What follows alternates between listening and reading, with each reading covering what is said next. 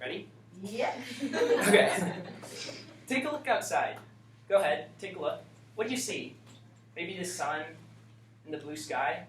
What does this make you think of? What do you want to do? Road trips! Road trips are the favorite pastime of college students, whether you guys like it or not. Because they're cheap, they're fun, they're easy to plan using my how-to guide, and also you can go with tons of friends. And while road trips can be fun, unfortunately sometimes they can be problematic if you don't plan them properly. So that's the point of my speech today, in order to show you how to plan a successful road trip. And I am knowledgeable on this source because I have been on various road trips throughout my life, as you'll see later in the presentation.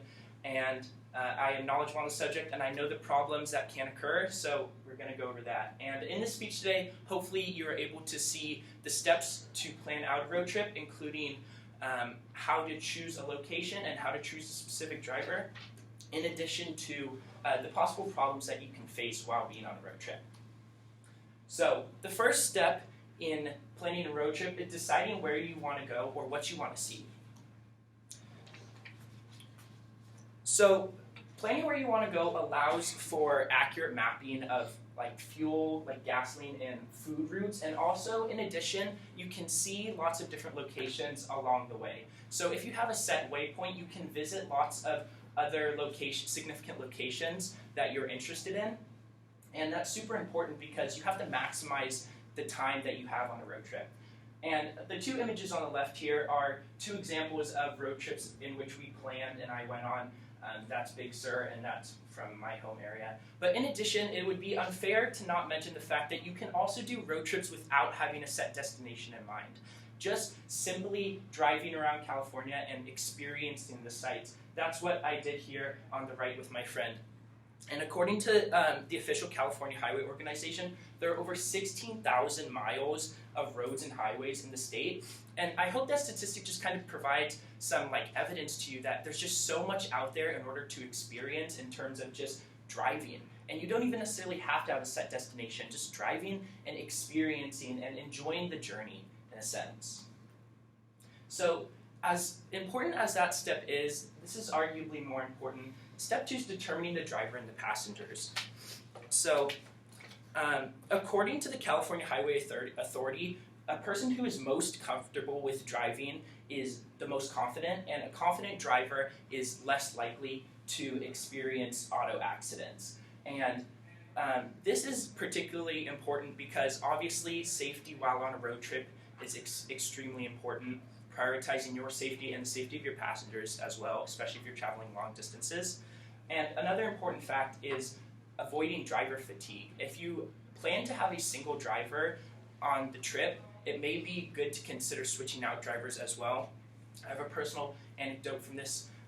We decided to change out drivers when we were driving to Yosemite overnight, and unfortunately we had poor communication skills, and by the time I woke up we were headed in the wrong direction because I forgot to tell the driver the direction we were going. He had no idea where he was going. So it's good in order to switch drivers to avoid driver fatigue, but also to have that conversation and that communication with your driver. In addition, packing your car correctly with cargo and passengers is particularly important because if your car is overloaded with people or things, it can kind of detract from the overall experience of a road trip, the enjoyability, and that's obviously why you go on the road trip in the first place, is to enjoy the sights and the places. And having a cramped car is one of the biggest deterrences from enjoying your trip. Now, step 3 to enjoying a good road trip is planning out the possible issues. And unfortunately, there are a few. So according to Gale and CR, there is dead car batteries are the most common mechanical issue that could face your car while going on a road trip. And on average, a dead battery takes about 4 hours to fix. And this can be a big damper on road trips in terms of timing, and just being stuck in a single location for 4 hours is not preferable. Luckily, there are solutions. On the top left here, this is something known as a portable battery charger, and it does not require a separate set of jumper cables or a secondary car. You can purchase one and keep it in your car charged, and if your car battery does die, which it will likely do because I have experienced that, and I was stranded for 4 hours, so that statistic's true. You can use that and you can get your car jump started in a flash. Another issue that faces a lot of drivers while on road trips is traffic. And although this may not seem like it's a big issue, traffic can really take away from the experience of a road trip. Like being stuck in bumper-to-bumper traffic detracts from the sights and the surroundings around you. And one way you can avoid this is through Google Maps. It has an application called Predicted Traffic. So if you route your location prior to before you leave, it can use prior data to calculate what it thinks traffic will be like from the time you're traveling. And it's super important to do that because you can kind of plan your route and your timing around that.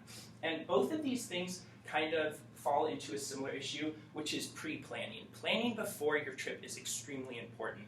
Accounting for the possible issues that could occur, because being able to approach these issues before they happen is what makes a road trip still good, because these are bound to occur, but being prepared for them is particularly important. So in conclusion, I hope from this speech you were able to see what you have to do in order to plan a good road trip, including how to choose a location, where to go, and how to choose a driver, in addition to the common problems that you could face while going on a road trip. And taking a look back outside at the blue sky and the sun, I hope beautiful nature inspires you to go and experience California and our country firsthand. Thank you.